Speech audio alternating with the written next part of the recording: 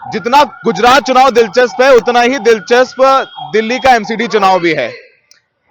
तमाम नेता गुजरात में प्रचार कर रहे हैं, चाहे प्रधानमंत्री मोदी हो, जेपी नड्डा जी हो, और दिल्ली में भी बीजेपी पूरी ताकत लगाए हुए। हमारे साथ केंद्रीय मंत्री और सांसद मीनाक्षी लेखी जी हैं। मीनाक्षी जी, आप लोग पूरी मेहनत कर रहे हैं, ये आपकी कॉन्स्टिट्यूएंसी है, कितनी उम्मीदें हैं? पूरी उम्मीद है जी। मेरी कॉन्स्टिट्यूएंसी है और मैंने क्षेत्र में बहुत काम किया है, जिसका लाभ हमारे सब कैंडिडेट्स को मिलना भी चाहिए। और जो भी जनता है उसका भरोसा और विश्वास है हम लोगों के ऊपर। मीनाक्षी जी, आपको दिल्ली का केंद्र में भी आप काम कर रही हैं, अंतर्राष्ट्रीय स्तर पर काम कर रही हैं। दिल्ली को आपसे बेहतर कोई नहीं समझता है। आम आदमी पार्टी कह रही है कि हम कूड़ा हटाएंगे, हमारा पूरा जो है प्रचार वो कूड़े पर है।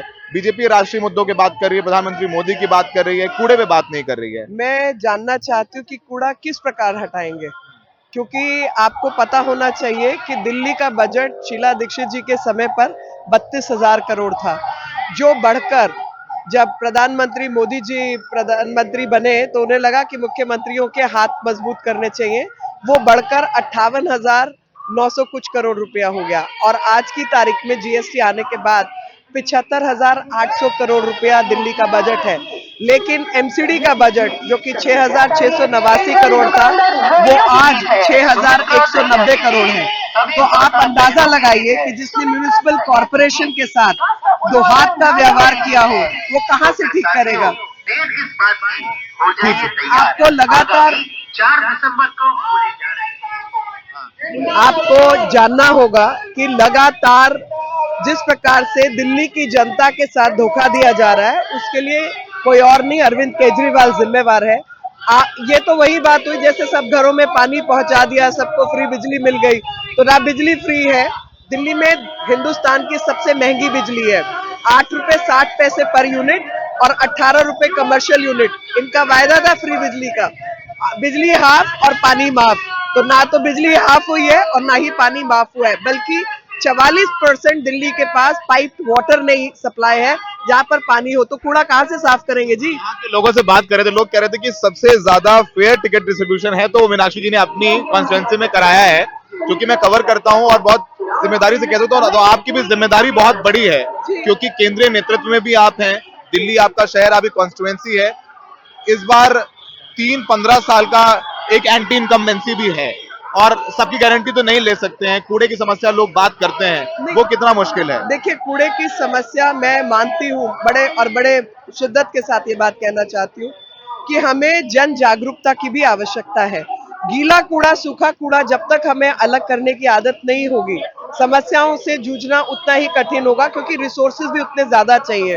तो गीला कूड़ा लेकर हमने अपने इलाके के अंदर काफी काम किया है, पिट्स बनाने से लेकर कंपोस्टिंग तक का काम मैंने अपने क्षेत्र में किया है।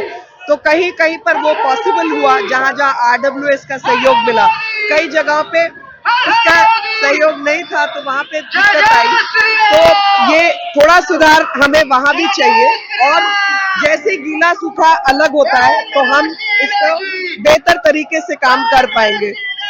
गुजरात में भी इलेक्शन चल रहे हैं, वहां भी लगता है कि बीजेपी और आम आदमी पार्टी काफी बड़े वादे कर रही है, यहाँ भी कर रही है। क्या लग रहा है आपको वहां पर? इनके तो चुनावी वायदे हैं, चुनाव के बाद डिलीवरी नहीं है, जबकि हमारा उल्टा है, हम जो वायदा करते हैं वो निभाते भी हैं।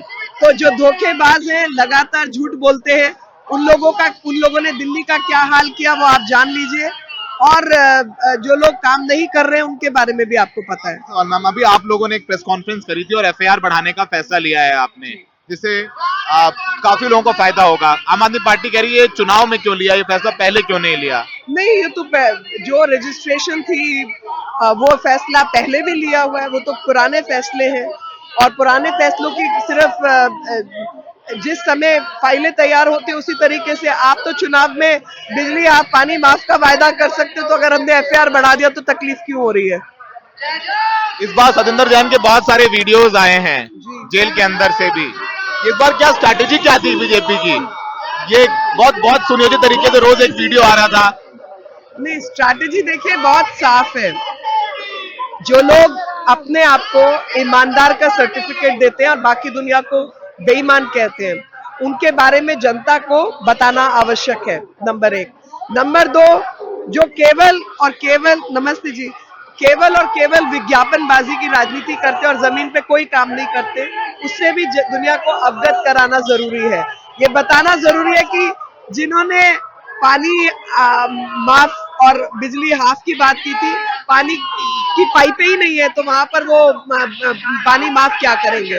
और जहां तक कूड़े का विषय है, दिल्ली को भी, हर जनता को भी सुधरने की आवश्यकता है और साथ ही जगह को सुधारने के लिए हमें जो 20 मीटर वो कूड़े के पहाड़ कम हुए हैं, 70 सालों का कूड़ा है वो 5 दिन का कूड़ा नहीं है, वो 70 सालों का कूड़ा है और उसको कम करने के लिए जो रिसोर्सेज चाहिए थे वो नहीं दिए। अब स्वच्छ भारत अभियान 2 के अंदर केंद्र ने वो रिसोर्स दिए हैं, जिसकी वजह से वो 20 मीटर कम हुआ और हमने वायदा किया कि 2024 तक हम इसको हटा देंगे।